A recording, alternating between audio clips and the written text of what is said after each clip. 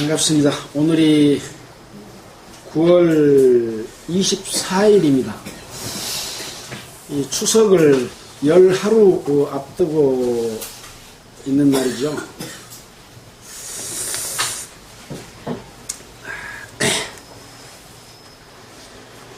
오늘 또 여러분과 함께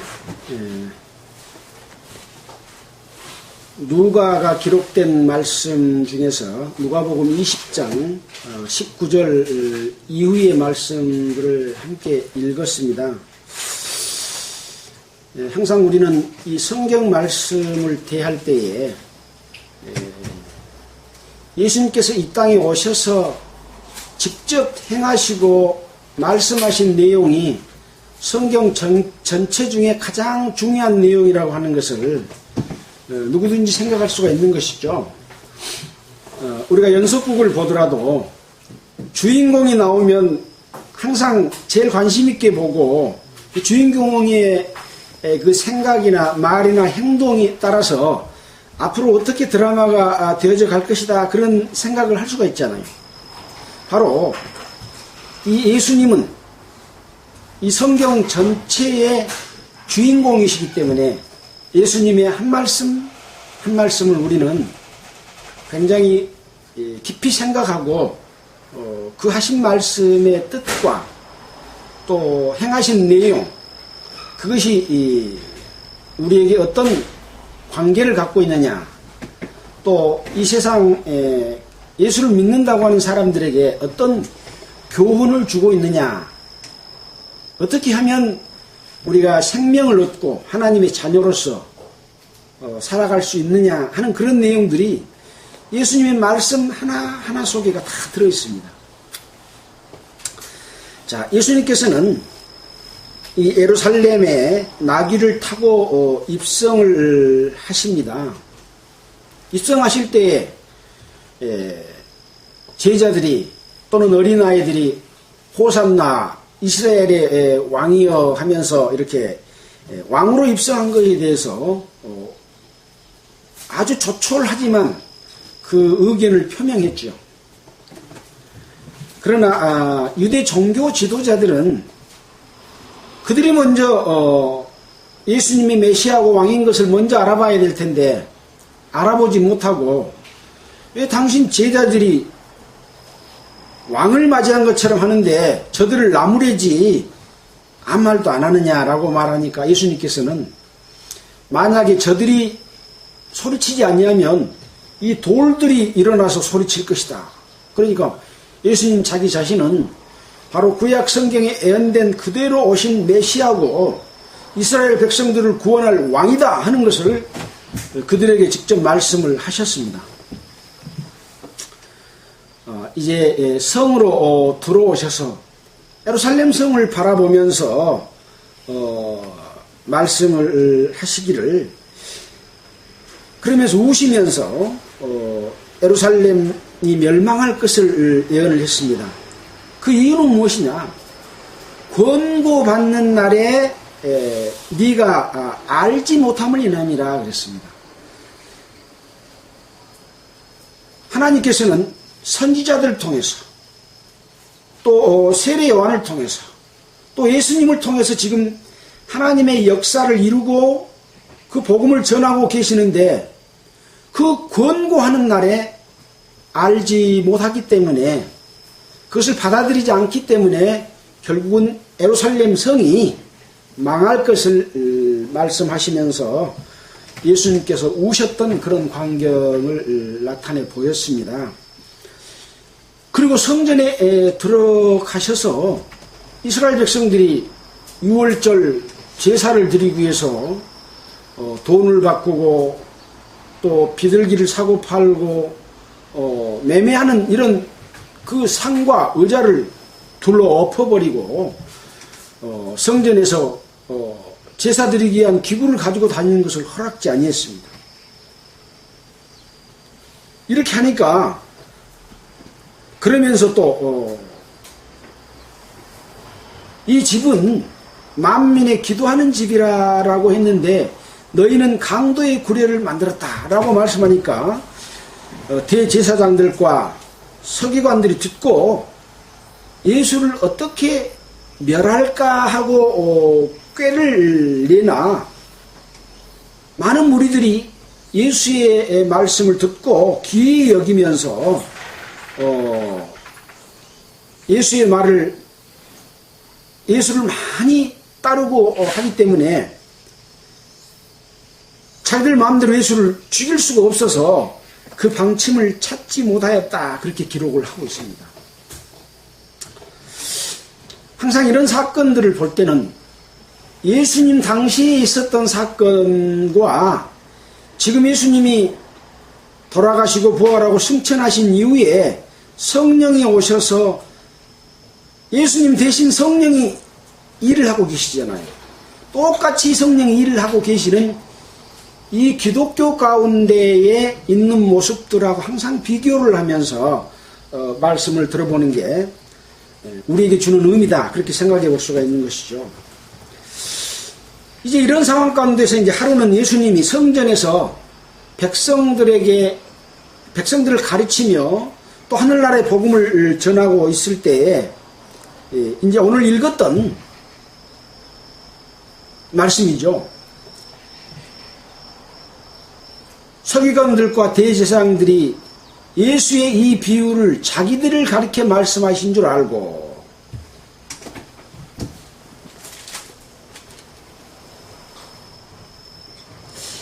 그 중간에 이제 그렇게 한 이후에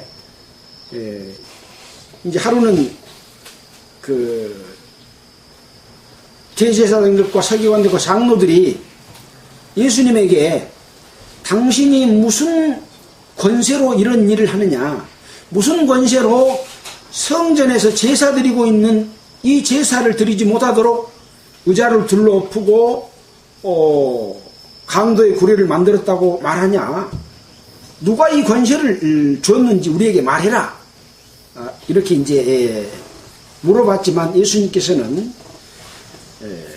그렇다면 나도 너희들에게 한 가지 묻겠다. 세례 요한의 세례가 하늘로서 온 거냐 사람에게로서 온 거냐, 너희들이 대답해 봐라. 그러니까 이 종교 지도자들이 자기들끼리 의논하면서 만일에 하늘로 왔다고 한다면 왜 그러면 세례 요한을 믿지 않았느냐, 또 사람에게서 왔다고 말한다면 이스라엘의 많은 사람들이 세례 요한을 선지자로 여기기 때문에 돌로 자기들을 칠까봐 이렇게도 말을 못하고 저렇게도 말을 못하고 모르겠다, 어디로서 온지 알지 못하노라, 이렇게 답변을 했어요. 그러니까 예수님께서도 그렇다면 나도 무슨 권세로 성전을 뒤엎고 너희들을 책망하는지에 대해서 말하지 않겠다, 그러시면서 이제 포도 농부에 관한 비유를 말씀하시죠. 이 포도 농부에 관한 비유는 이제 다른 여러 가지 이 연관된 성경 말씀들이 너무나 많습니다. 하나님께서 이스라엘을 선택하시고 이스라엘이 하나님의 뜻 가운데서 살 수 있도록, 또 이스라엘을 통해서 모든 이방에게 하나님을 알리도록 하기 위해서 이스라엘을 선택했잖아요. 그래서 하나님을 순종하면 축복을 받고, 하나님을 거역하고 우상을 섬기고 죄를 지면 벌을 받는다고 하는 것을 수없이 반복해서 구약 성경 속에서 이렇게 나타내 보였습니다. 그런데 선지자들을 보내면 선지자들의 말을 듣지 않냐고 선지자들을 때리고 감옥에 가두고 능욕하고 심지어는 죽이기까지 하는 이런 역사들을 반복해 온 것을 갖다가 포도 농부의 비유로 이렇게 말씀했습니다. 그래서 나중에는 이 포도 농부가 자기 아들을 보내면 이제 그들이 포도 농부로서 싹을 아들에게 주지 않겠느냐 해가지고 아들을 보내니까 이 포도 농부들이 자 이제 상속자가 왔으니 저 상속자를 죽이면 우리가 그 유업을 우리가 차지할 것이다. 이 포도원 전체를 통째로 차지해버리려고 하는 그런 말씀을 해주셨습니다. 이것은 바로 예수님 자기 자신이 오셔서 이스라엘 백성들을 구원하고자 하는 그것에 대해서도 여기서 포도원 전체를 차지한다는 말은 지금 어떤 의미겠습니까? 이스라엘은 하나님의 뜻을 저버리고 마귀의 뜻을 따르고 있었기 때문에 성전에서 제사 드리는 것도 뒤집어 엎어버리고 강도의 구례를 만들었다. 강도는 뭐냐? 하나님께서 주시고자 하는 은혜, 죄사함을 통한 하나님의 자녀가 되는 것을 제사를 못 드리게 말미암아 죄 용서가 안 되잖아요. 그 제사를 중간에 가로채서 마귀가 사람의 영혼을 자기의 백성으로 삼는 강도질이죠. 그런 강도짓을 한다고 하는 것을 예표로 보여준 것이죠. 바로 이제 이런 내용을 이제 비유로 말씀을 하시면서 건축자들의 버린 돌이 모퉁이 머릿돌이 되었다라고 말씀을 하고 이 돌이 사람 위에 떨어지면 바로 가루를 만들어 버릴 것이다. 이렇게 이제 말씀을 했습니다. 서기관들과 대제사장들 또 장로들이 예수의 이 비유를 가만히 듣고 그 말씀이 자기들에게 한 말인 것을 알까요, 모를까요? 알아먹어요. 저 말은 지금 우리 종교 지도자들, 여호와 하나님을 잘 섬긴다고 하는 대제사장과 서기관들과 바리새인들과 백성의 두목들인 장로들인 우리에게 한 말이구나 라고 생각하면 어떻게 해야 됩니까? 돌이켜야 되는데 돌이키기는커녕 예수를 어떻게 잡아 죽일꼬 하고 꾀를 계속해서 내고 있는 거죠. 이 꾀를 부리는 것은 여기서만 있는 일이 아니었잖아요. 예수님이 제자리 안식일날 밀을 이렇게 비벼보니까 왜 당신의 제자들은 안식일을 지키지 않느냐. 또 안식일날 한편손 마른 자를 고치고 또 여러 병자들을 치유하니까 왜 안식일날 일을 하느냐. 수없이 예수님에 대해서 사사건건 물고 늘어지면서 자기들이 믿고 있는, 자기들이 행하고 있는 이 잘못된 것이 참으로 하나님 앞에 어떤 것인지를 알지 못하고 율법을 제대로 지키지 않으면서 다른 여러 가지 세칙들을 만들어서 그 유전을 지키면서 율법을 지키지 않았다. 예수님께서는 그렇게 말씀을 하셨거든요. 바로 그러면서 수없이 이렇게 예수님을 잡아 죽이려고 했던 것들을 우리는 마태복음, 마가복음, 누가복음 지금 20장 이전에 오기까지 다 들어서 알고 있지 않습니까? 자, 그런 상황이 지금 계속되는 겁니다. 자기들을 가리켜 말씀하신 줄 알고 즉시 잡고자 하되 백성을 두려워하더라. 예수님께서 기사와 능력을 행하고 하늘나라의 복음을 전하니까 어떨 때는 5,000명, 10,000명 이 많은 사람들이 예수님을 따르기 때문에 예수님을 붙잡아서 죽일 수가 없는 거예요. 그러니까 이에 저희가 엿보다가 예수를 총독의 치리와 권세 아래 붙이려 하여 정탐들을 보내어 그들로 스스로 의인인 체하며 예수의 말을 책잡게 하니 그랬습니다. 자기들이 직접 잡아서 죽일 수가 없는 상황이니까 뭔가 예수를 올무에 걸어가지고 예수님을 죽이기 위해서 정탐들을 보냅니다. 그래서 그들로 스스로 의인인 체하며 예수를 책잡게 하는데 여기 보니까 총독의 치리와 권세 아래 붙이려 한다 그렇게 말씀을 하고 있습니다. 예수님 오셨을 당시에 이스라엘은 로마의 통치하에 있었고 로마의 황제인 가이사가 총독을 보내서 총독이 이스라엘을 다스리고 있었기 때문에 이 예수님을 이 로마의 총독에게 가이사의 권세 아래 붙이려 한다. 그 말은 무슨 말이겠습니까? 예수님께서 왕으로 아까 예루살렘에 입성했다 그랬잖아요. 근데 왕은 로마 황제밖에 왕이 없다라고 생각하기 때문에 예수님이 왕이다라고 말하면 로마에 반역한 걸로 반역죄로 붙잡을 수 있는 그런 상황인 거죠. 그래서 이 정탐하는 사람들을 보내서 올무를 거는 겁니다. 이런 사례는 여러 군데서 나옵니다. 안식일에 대한 송사를 하기 위해서도 이렇게 엿보고 또 모사를 꾸미기도 하고 또 바울을 잡아 죽이기 위해서 바울을 죽이기로 작정한 자 수십 명이 밥도 먹지 않고 모사를 꾸며서 바울을 죽이려고 하고 로마 권력 타로 재판을 받으러 보내는 그런 일들이 또 일어나고 그랬지 않습니까? 자, 그래서 그 총독의 권세 아래 붙이려고 하는 그 꾀를 냅니다. 자, 어떻게 내는가 볼까요?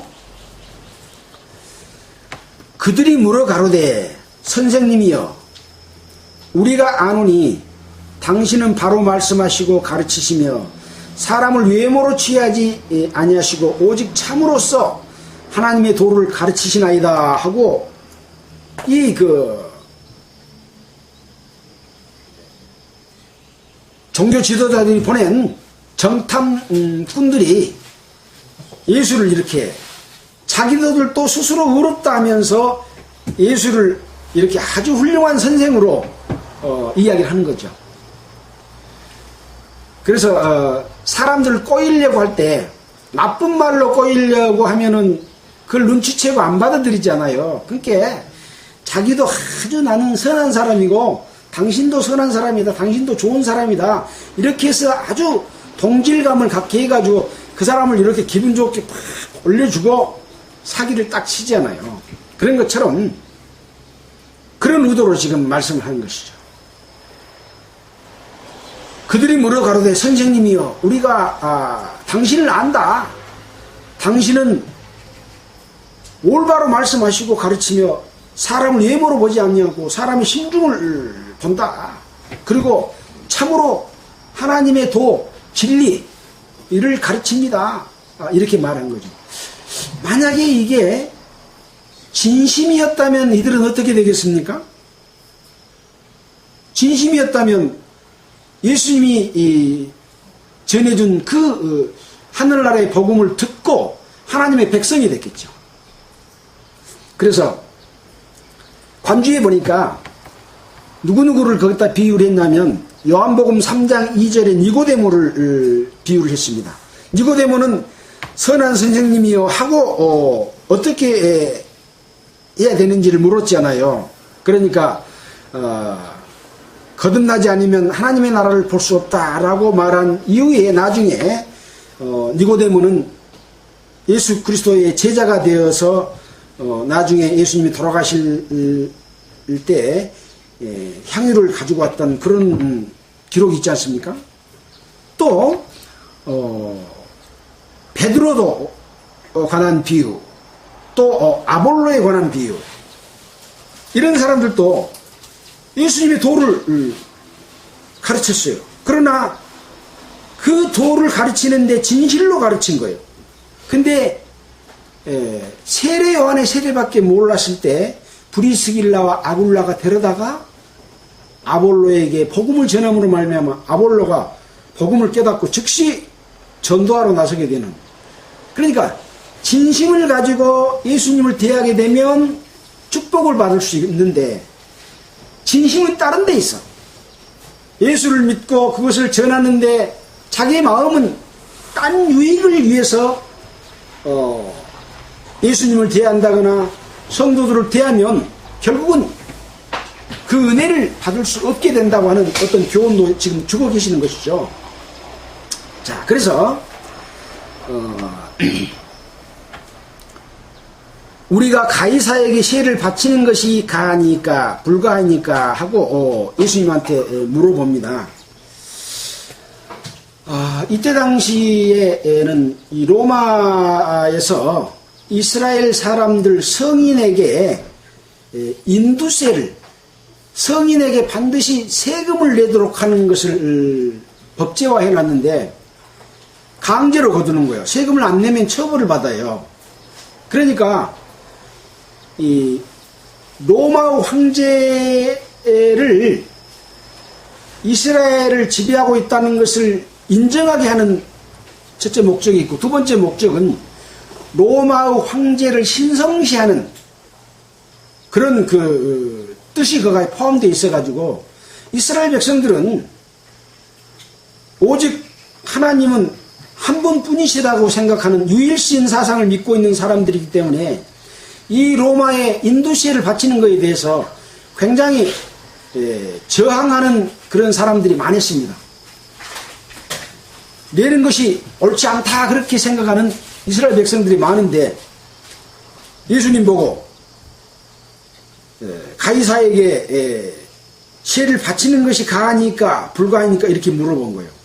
그러니까 예수님께서 그 관계를 아시고, 간사한 꾀를, 계교를 아시고 가라사대 데나리온 하나를 내게 보이라.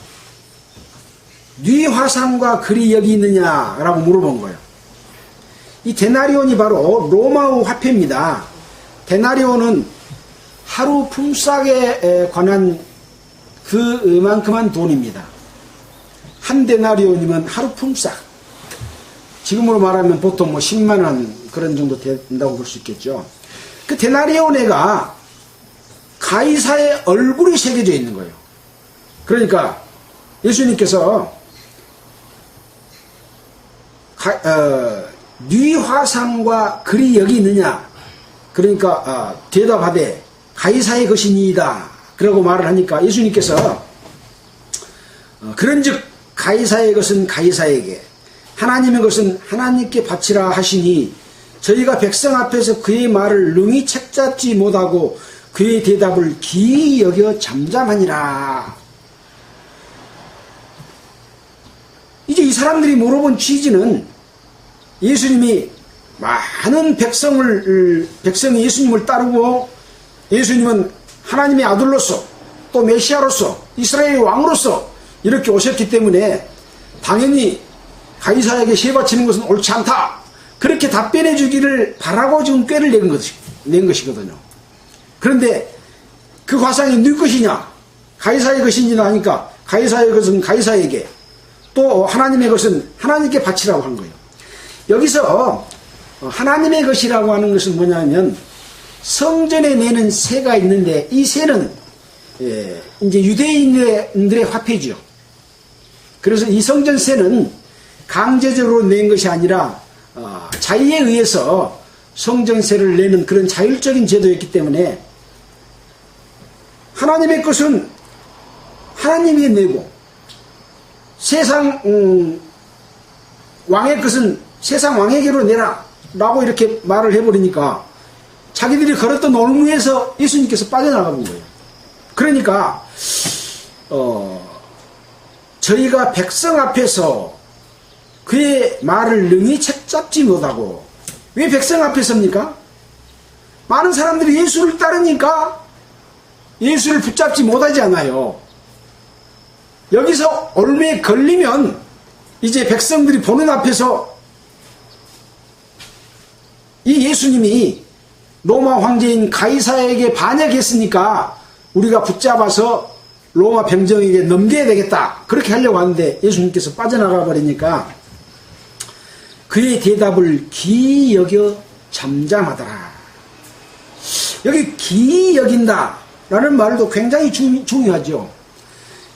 예수님께서 행하신 그 말씀과 그 능력, 이런 부분들은 아주 기이한 부분들이 많았죠.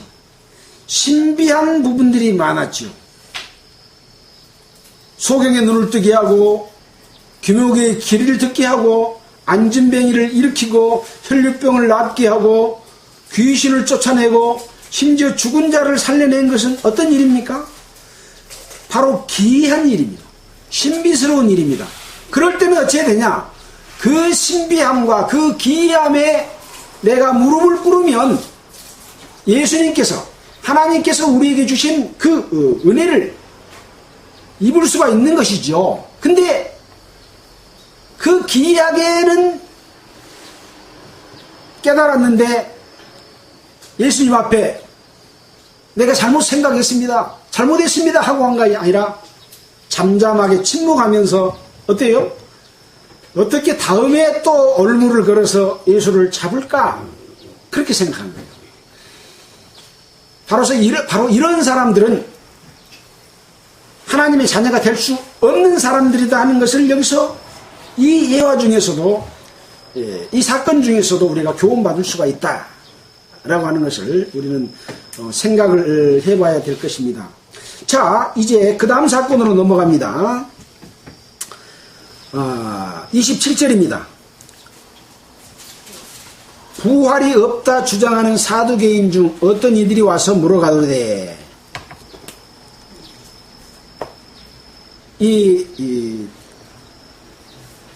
이스라엘에는 사두개파가 있고 바리새파가 있습니다.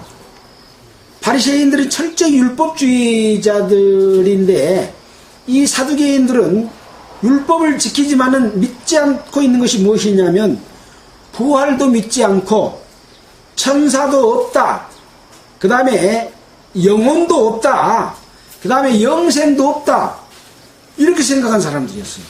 그러니까 아주 현실적으로 하나님을 믿는 그런 종교인들이었죠. 자기들은 부활을 믿는 사람들이 아니잖아요.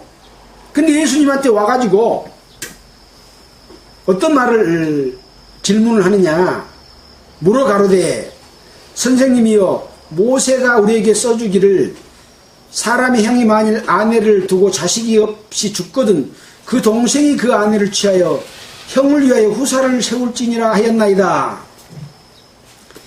구약 성경에 보면 이런 법이 있어요.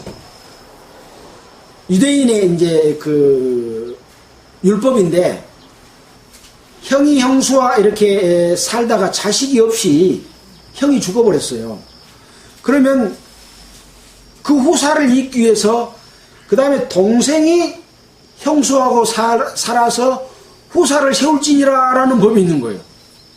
근데 이 집에는 형제가 7인데 6명 다 후사를 잇지 못했어. 마지막 7가지 후사를 잇지 못했어요. 자, 이제 예수님은 부활이 있다고 말씀하시잖아요. 그러니까 부활이 없다 하는 것을 증명하게 하기 위해서 이 사람들이 이제 다 죽었는데 나중에 부활 때에 이 형수, 이분은 누구의 아내가 되겠습니까? 라고 물어보는 거예요. 만약에 천국에서 결혼한다면 이제 7명을 다 남편으로 둬야 될 그런 상황이냐, 아니면 한 사람의 어떤 아내냐, 이렇게 물어본 거예요. 아주 대답하기가 난감하겠죠. 근데 예수님께서는 뭐라고 대답하는지 보겠습니다. 34절에 예수께서 이르시되 이 세상의 자녀들은 장가도 가고 시집도 가되 저 세상과 및 죽은 자 가운데서 부활함을 얻기에 합당히 여김을 입은 자들은 장가가고 시집가는 일이 없으며 저희는 다시 죽을 수도 없나니 이는 천사와 동등이요 부활의 자녀로서 하나님의 자녀임이라. 죽은 자에 살아난다는 것은 모세도 가시나무 떨기에 관한 글에서 보였으되, 자, 이렇게 이제 말씀을 하신 거예요. 부활 때는 이 세상에서는 시집가고 장가가는 일이 있지만 부활 때는 시집가고 장가가는 일이 없다, 그라고 말씀하신 거예요. 자, 여기 이제 말씀을 좀 살펴보도록 하겠습니다.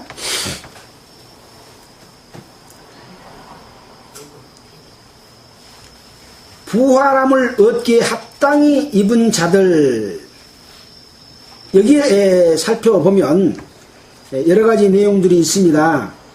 어떤 자들인가, 사도행전 5장 41절을 관주로 제시해 놨는데, 사도행전 5장 41절이 어떤 내용일까요? 한번 보겠습니다.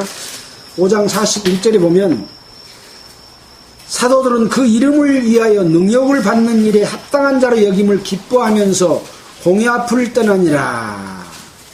자, 부활을 얻기에 합당히 여김을 얻는 자들은 바로 예수 그리스도의 이름을 위해서 채찍질도 당하고 또 능욕도 당하고 그러면서도 그것을 합당히 여김을 받는 자들, 이렇게 또 표현을 해놨습니다. 데살로니가 후서 1장 5절을 또 살펴보겠습니다. 데살로니가 후서 1장 5절에는 이는 하나님의 공의로운 심판의 표요 너희로 하여금 하나님의 나라에 합당한 자로 여기심을 얻게 하려 함이니 그 나라를 위하여 너희가 또한 고난을 받느니라. 그래서 이 부활에 참여하기에 합당히 여김을 받는 자들은 바로 여기에 기록된 것처럼 너희 참는 모든 핍박과 환난 중에서 너희 인내와 믿음을 인하여 하나님의 여러 교회에서 우리가 친히 자랑합니다. 이는 하나님의 공의로운 심판이요 너희로 하여금 하나님의 나라에 합당한 자로 여김을 얻게 하려 함이니 그 나라를 위해서는 고난을 또한 함께 받는다라는 이런 말씀에 기록을 해놨습니다. 그래서 부활에 참여하는 자는 예수 그리스도를 위해서 핍박과 고난을 함께 받으면서 어떤 세상의 부귀 영화를 위해서 거기에 넘어가지 않고 자기 육신의 욕심을 따르지 아니하고 하나님의 뜻을 따라서 순종하는 그러한 삶을 사는 사람들을 갖다가 부활에 합당히 여김을 받는 자들이다, 이렇게 표현을 하고 있는 부분도 여기 직접적인 연관은 없지만 관주 속에서 이런 것을 제시해 줌으로 말미암아 부활의 영광에 참여할 자가 누군가 하는 것들을 생각해 보게 하는 그런 부분이 있는 것이죠. 자, 그래서 이런 자들은 장가가고 시집가는 일이 없다, 그렇게 말씀을 하고 있습니다. 자, 그래서 이 부활에서는 장가가고 시집가는 일이 없대요. 세상적으로 생각하면 그러면 재미없겠다, 행복 안 하겠다, 그렇게 생각할 수도 있지 않겠습니까? 그러나 이 천국에 관한 이 영광과 그 기업이라고 하는 것은 누가 사람을 창조했어요? 하나님께서 사람을 창조하셨어요. 그러면 사람이 가장 기뻐하고 행복해하고 영광스럽게 하는 것이 무엇인지를 누가 제일 잘할까요? 우리가 잘할까요? 하나님이 잘하실까요? 하나님께서 더 잘 아셔요. 우리가 어떤 그 물건을 만들 때도 그 물건을 개발하고 그것을 만들도록 설계를 낸 이 사람이 그 물건이 어떻게 하면 가장 큰 좋은 성능으로 좋은 역할을 능히 해낼 수 있는지, 어떻게 하면 그걸 고칠 수 있는지, 그런 것을 잘 아는 거죠. 마찬가지로 하나님께서 우리에게 주시고자 하는 그 영광과 그 행복과 그 기쁨과 이런 모든 것들은 하나님께서 어떤 것을 우리에게 천국에서 주실지는 모른다는 거죠. 그래서 다른 성경에 보면 하늘나라에서 먹고 마시는 것, 시집가고 장가가는 것이 아니다, 더 큰 어떤 기쁨과 영광과 행복과 즐거움이 있는 그런 것이다 하는 것을 성경 여러 군데서 천국에 관한 말씀하실 때 우리에게 알려주신 곳이 많이 있죠. 자, 36절입니다. 저희는 다시 죽을 수도 없나니. 사람들은 죽을 수 있습니까?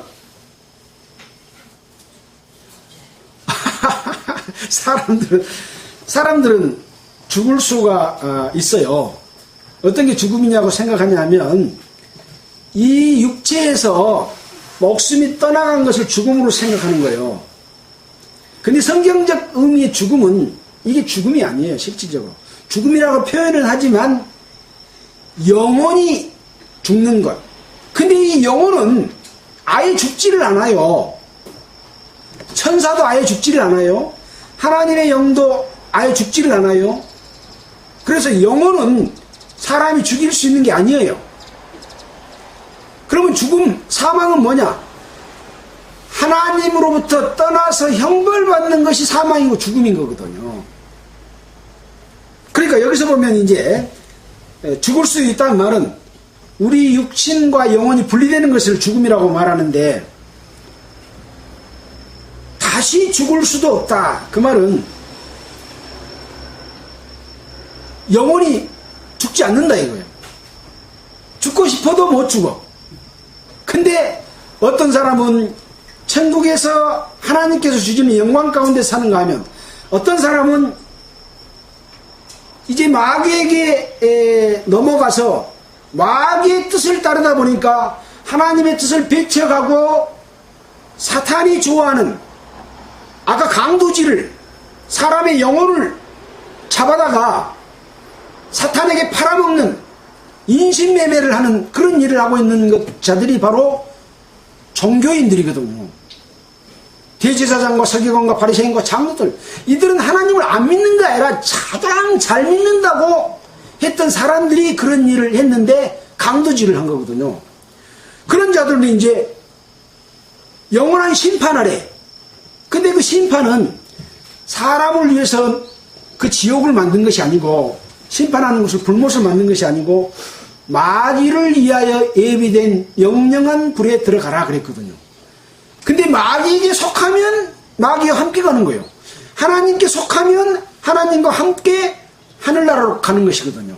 그래서 나는 마귀에게 속했냐 하나님께 속했냐 하는 것을 어디서 결정해야 돼요? 이 땅에 살 때 결정하고 그렇게 살았느냐 못 살았느냐. 아까 영원한 영광 부활함을 얻기에 합당히 여김을 받는 자들을 찾아보니까 예수 이름을 이용해서 자기 부귀영화를 누린 사람들은 합당히 여김을 받지 못한 자들이다. 어떤 자들이냐? 핍박과 고난을 받고 죽음에 이를지라도 예수님을 배신하지 않는 거죠. 근데 사람들은 어떤 자기 육신의 어떤 것을 위해서는 예수 말만 걸어놓고 자기는 속으로는 이 욕심을 취하고 사는 것이 대다수의 종교인들이 아니냐 하고 생각해 봤을 때 그들은 그렇을지라도 나는 그러면 되겠어요 안 되겠어요? 안 되는 거죠. 그래서 예수를 믿는다고 하는 길은 넓은 길이 아니라 좁은 길 중에서도 좁은 길이다 하는 것을 또 생각해 볼 수가 있는 것이죠. 자, 그래서 죽을 수도 없나니 이는 천사와 동등이요. 자, 이 천사와 동등이요 하는 말을 또 히브리서 2장 7절에 가서 한번 찾아보도록 하겠습니다. 히브리서 2장 7절에 뭐라고 기록되어 있을까요? 천사와 동등이라. 히브리서 2장 7절.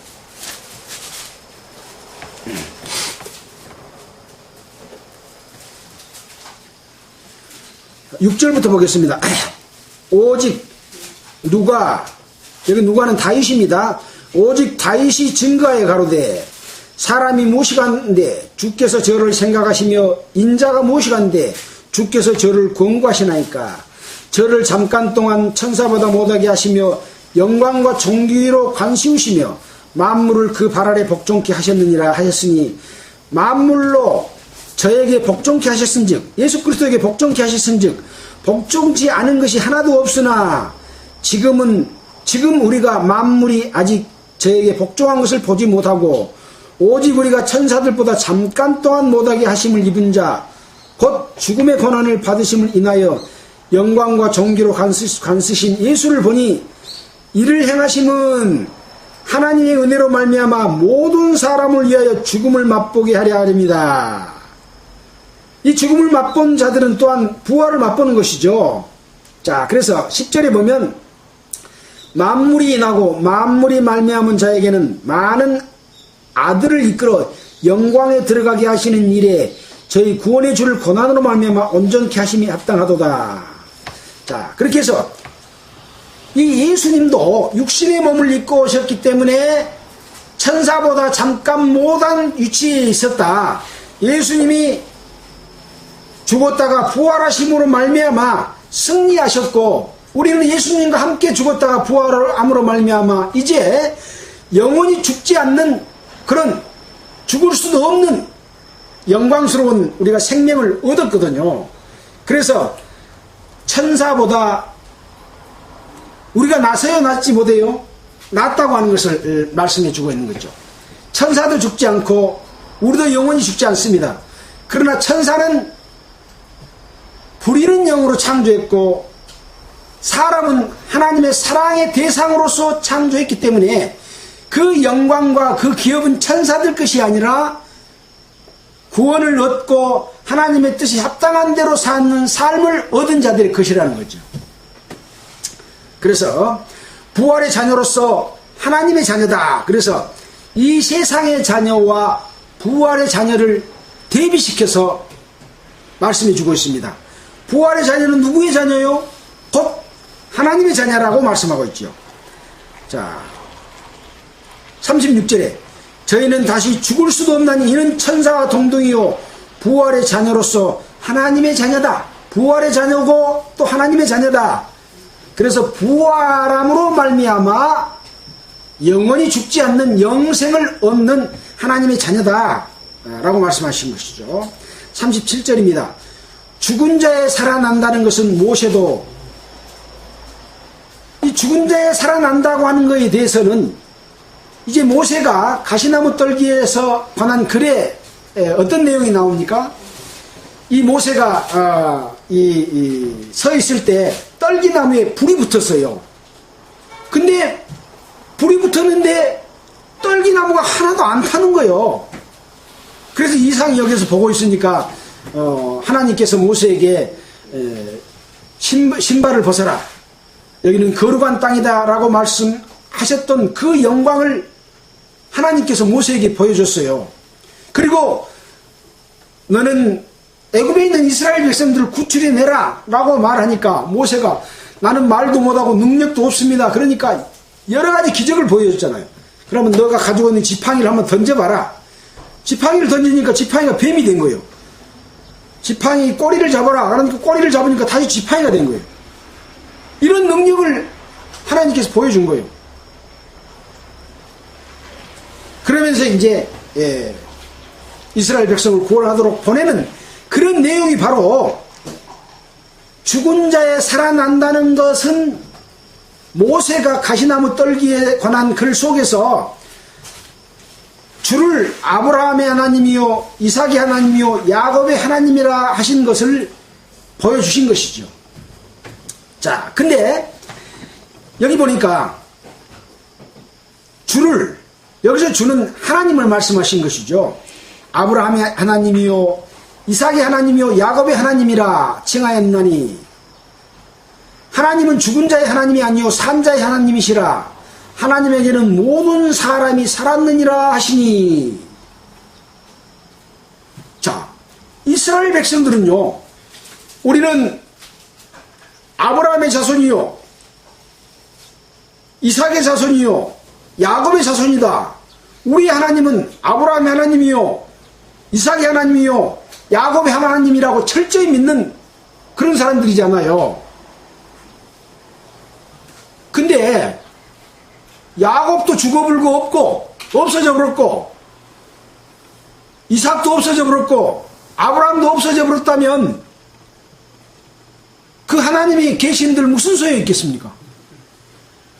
자기들도 언젠가는 죽어서 영원한 하늘나라에 갈 걸로 믿고 있는데 아브라함도 살아계시고 이삭도 살아계시고 야곱도 살아계셔야만이 아브라함의 하나님, 이삭의 하나님, 야곱의 하나님이란 말이 성립되지 않아요. 그러니까 아브라함은 죽은 자의 하나님이 아니요 산 자의 하나님이시라. 라고 말씀을 한 거예요. 그래서 하나님에게는 모든 사람이 살았느니라. 아브라함도 살았고 야곱도 살았고 또 이삭도 살은 거죠. 아까 그랬잖아요. 부활의 자녀들은 다시 죽을 수도 없다. 부활의 자녀로서 하나님의 자녀이기 때문에 죽지 않는다라고 말씀하신 거죠. 그러니까 사두개인들이 어떻게 생각하겠어요? 지금 사두개인들은 부활이 없다 하고 이제 옳거니 하고 걸려들었다 하고 이렇게 질문을 던졌는데, 너희들도 너희 조상 사두개인들도 아브라함의 하나님, 이삭의 하나님, 야곱의 하나님이라고 믿고 있지 않느냐? 근데 그들이 죽었다면 하나님이 무슨 소용이 있겠냐? 하나님은 산자의 하나님이다. 아브라함의 하나님이요, 이삭의 하나님이요, 야곱의 하나님이다라고 말하니까 사두개인들이 입을 열어서 뭐라고 말을 할 수가 없게 만들어버린 거죠. 하시니 서기관 중 어떤 이들이 말하되 선생님이요 말씀이 옳으니이다 이렇게 말한 거예요. 그러니까 예수님이 하신 말씀은 구약 성경에 철저하게 기록된 말씀을 통해서 하나님의 능력을 나타내 보이면서 도무지 그들로서는 상상할 수 없는 진리의 말씀으로서 그들에게 말해주기 때문에 그들은 그 말씀 앞에 굴복할 수밖에 없기 때문에 선생님이요 말씀이 옳으니이다 한데, 이 사두개인들이 예수님을 책잡을 수 있겠어요? 책잡은데 또 실패했죠. 40절에 저희는 아무것도 감히 더 물어볼 수도 없음이라 라고 말하고 있고, 또 마태복음에서는 한 말도 능히 대답하는 자가 없고 그날부터는 감히 그에게 묻는 자도 없더라. 감히 그 뒤부터는 예수님한테 질문을 하기가 무서워. 질문을 했다 하면, 얼물을 걸었다 하면은 하나님의 진리의 말씀과 지혜의 말씀으로 그들을 올바로 이렇게 질문에서 벗어나게끔 말을 해버리고 오히려 그들을 책망하는 말씀을 하기 때문에 두려워서 감히 그 다음부터는 묻는 자도 없더라 이렇게 마태복음에서 기록하고 있는 것이죠. 시간이 없기 때문에 빨리 또 넘어가겠습니다. 41절에 이제 저희에게 이르시되 사람들이 어찌하여 그리스도를 다윗의 자손이라고 하느냐. 구약 성경에 기록된 것을 보면 다윗이 말하기를 주께서 내 주께 이르시되 내가 내 원수를 내 발의 발등상으로 둘 때까지 내 우편에 앉았으라 이렇게 말했다. 그러니까 다윗이 그리스도에게 내 원수의 발등상이 될 때까지 내 우편에 앉았으리라고 말했는데, 다윗이 그리스도를 주라고 말했는데 어때서 그리스도가 다윗이 자손이 되겠느냐 라고 물어보니까 그런즉 다윗이 그리스도를 주라 칭하였으니 어찌 그것이 자손이 되겠느냐 하시니 모든 백성이 들을 때에 하겠느냐 하시니라. 그 뒤에 말은 기록이 안 되어 있습니다. 그 뒤에 말이 이제 아까 말씀한 대로 한 말도 능히 대답하는 자가 없고 감히 그에게 묻는 자가 없더라 하는 말씀이 그 다음에 이어지는 그런 말씀이었습니다. 자, 그래서 이 다윗도 예수님을 주라고 불렀어요. 그러면서 다른 성경에 보면 이 다윗은 내 때 볼 것을 즐거워하다 갔다 라고 말했어요. 그러니까 이 예수님은 어떤 분입니까? 다시 히브리서에 가서 보면 우주 만물을 창조한 그 창조의 본체의 형상이다 내가, 예수가 그렇다라고 사도 바울의 기록된 말씀 가운데서도 우주 만물을 창조한 바로 그 하나님과 동등됨을 가진 예수가 이 땅에 오셨다. 그렇기 때문에 다윗도 예수 그리스도를 주라고 불렀다. 아브라함도 육체적으로는 죽고 다윗도 죽었다. 근데 그들은 다시 부활의 자녀로서 영생하는 것이지만, 여러분들이 생각하는 육신적 이스라엘 백성들 너희들이 볼 때 다윗도 그리스도에게, 예수 그리스도에게 주라고 불렀지 않냐라고 말하니까 한 말도 대답을 못했던 것이죠. 자, 그래서 마지막으로 45절 이후에 모든 백성들이 듣고 있을 때에 예수님이 그 제자들에게 말씀을 합니다.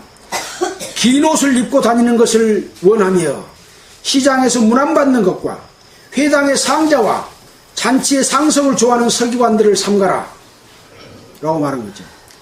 지금 예수님에게 올무를 걸어서 꾀를 내서 예수님을 죽이려고 하는 대제사장과 바리새인과 장로들과 서기관들이 보낸 자들이 계속해서 예수를 올무에 걸었지만은 풀려나시면서 오히려 그들을 책망하고 진리의 말씀으로 그들을 제압하고는 백성들을 향해서 또 제자들에게 뭐라고 말하냐. 긴 옷을 입고 다닌다. 긴 옷을 입고 가운을 입고 질렁질렁하니 모자 쓰고 지팡이 탁 들고 다니는 사람 있죠. 뭐 천주교 신부도 그렇고 또 그 밑에 신부들도 그렇고 뭐 또 목사들 또 뭐 하면 막 저도 신학 대학원을 나오다 보니까 그 목사 안수식 할 때 가운을 입혀주는데 제가 그거 참 기분이 안 좋더라고요. 가운을 탁 입혀가지고 거룩한치 한다 이거요. 외형과 형식과 모양을 가지고 예수님이 가운 입고 다녔습니까?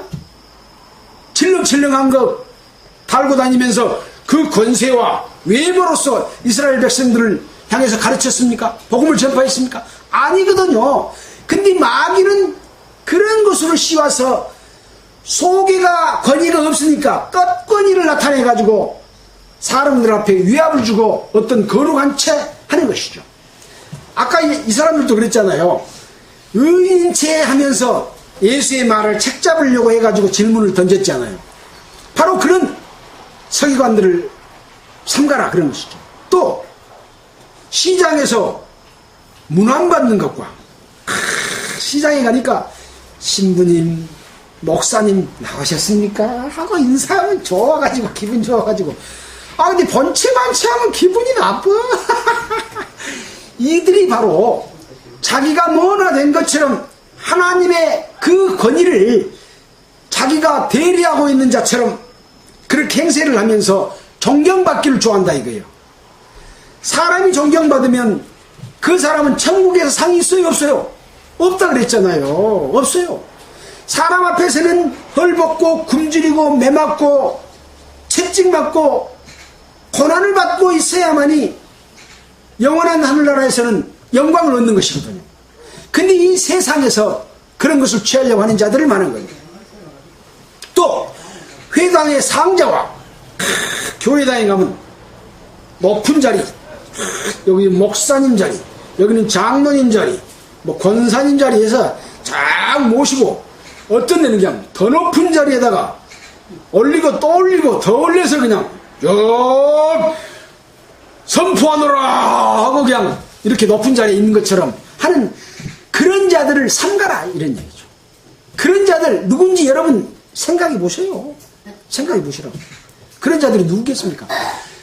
그런 것을 외형과 형식과 모양으로서 백성들, 교인들 앞에서 떵떵거리면서 마치 하나님의 대리자 역할을 한 것처럼 하나님의 말씀을 대언한다 하고 선포하노라 축복하노라 웃기고 있어요. 웃기고 있어요. 진짜 웃긴 겁니다.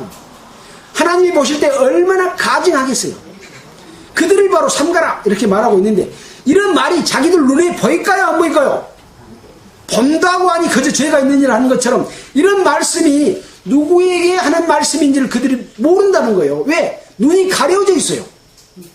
자기 욕심을 따라 행하고 예수 이름 팔아서 자기가 살려고 하면 하나님께서 성령께서 그들을 깨우치시지 않기 때문에 이 말이 자기한테 한 말인 것을 알아요 몰라요? 모르는 거예요. 그러니까 그런 짓을 계속 하는 거예요. 또 잔치의 상석을 좋아한다. 잔치집에 가도 이 자리는 목사님 자리야, 이 자리는 신부님 자리야, 이 자리는 누구 자리야, 높은 사람 참 앉히고 그 다음에 이제 안 주고 막 이런 일이 있잖아요. 그런 자리를 좋아하는 자다. 물론 연세 드신 분을 이렇게 모시고 몸이 불편한 사람들 모시고 하는 거, 그런 것은 얼마나 아름다운 일입니까? 그런데 새파란 놈이 말이야 탁 앉아서 목사님 마음은 좋아가지고 여기 내 자리야 하고 앉고, 이런 자들이 바로 예수 그리스도를 팔아서 자기의 권위로 삼고 권력으로 삼고 다스리고 통치하는 그런 짓을 하고 있는 것에 대해서는 이 성경에서는 그런 자들을 삼가라, 그들은 바로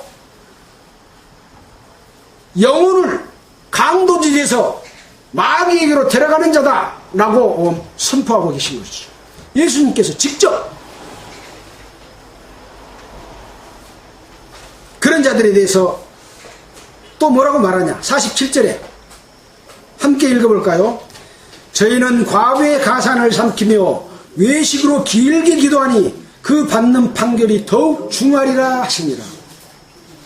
이들은요, 과부의 그 남편도 없이 사는 그 가난한 과부의 가산을 삼켜요, 빼앗아요,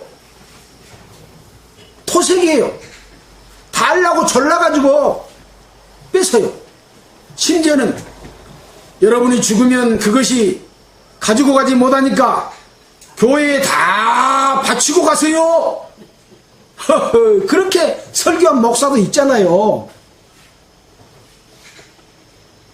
이렇게 과부의 가산을 빼앗고 또 외식으로 길게 기도해.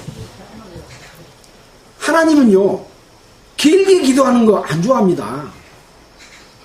외식으로 진실한 마음으로 길게 기도하는 것은 좋아하시죠. 그러나 남에게 들어보라고 큰 소리로 마이크 설치해서 길게 기도하면서 뭐 마치 엄청나게 사랑하고 뭐 하나님의 축복을 갖다가 대리해서 갖다 주는 것처럼 하면서 그냥 막 이렇게 하는 기도, 그것은 하나님이 안 좋아하시는 거죠. 그래서 그들은 바로 그 받는 판결이 더욱 중하다. 오늘 또 누가복음 20장에 기록된 가이사에게 세 바치는 문제로 올무를 건 것과 또 사두개인들이 부활을 가지고 질문한 내용, 이런 내용을 가지고 예수님께서 진리의 말씀으로, 성경의 말씀으로, 예수님의 능력의 말씀으로 그들에게 전했을 때 그들은 기이 여겨 잠잠했고 다시는 예수에게 어떤 질문을 하지 못할 만큼 아무도 묻지 못하는 그런 상황을 말씀을 하셨습니다. 그리고 그런 자들을 주의해라 라고 경고하시는 말씀을 하셨습니다. 이 말씀의 진정한 뜻이 무엇인지를 제발 좀 예수를 전파한다고 하는 그런 사람들이 그런 것을 알고 참으로 진리의 말씀이 무엇인지를 전파하고 이 땅에서 겸손하고 예수님이 당한 그런 고통과 고난을 몸소 실천하면서 사는 모든 분들이 되기를 바라면서 마치겠습니다. 기도하겠습니다. 하나님 아버지, 참으로 감사를 드립니다. 오늘 또 누가복음에 기록된 말씀을 통해서 예수님을 계계로 계속해서 잡아 죽이려고 하는 여호와 하나님을 잘 믿는다는 대제사장과 바리새인과 장로들, 지금으로 말하는 신부와 목사들, 이런 자들의 그 외식에 대해서 주님께서 경고해 주시고 진리로 가르치고 일깨워 주셨습니다. 참으로 감사를 드립니다. 이 기록된 말씀 가운데서 우리에게 주신 뜻이 무엇인지를 참으로 깨닫고 그 예수님의 능력 앞에 굴복당함으로 말미암아 돌이켜 회개해서 죄사함받고 하나님의 자녀로 태어나는 모든 분들이 되도록 주님 인도해 주시기를 간절히 바라고 원하면서 우리를 구원해 주신 예수 그리스도 이름으로 기도했습니다. 찬송가는 276장 하겠습니다. 276장입니다.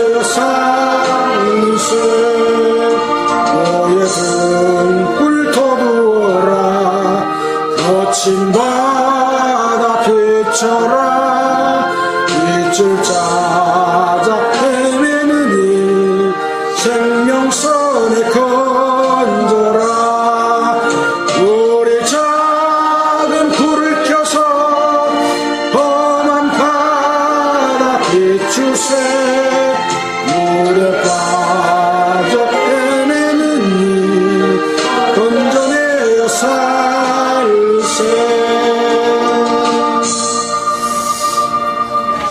네, 수고하셨습니다. 시청자 여러분도 안녕히 계십시오.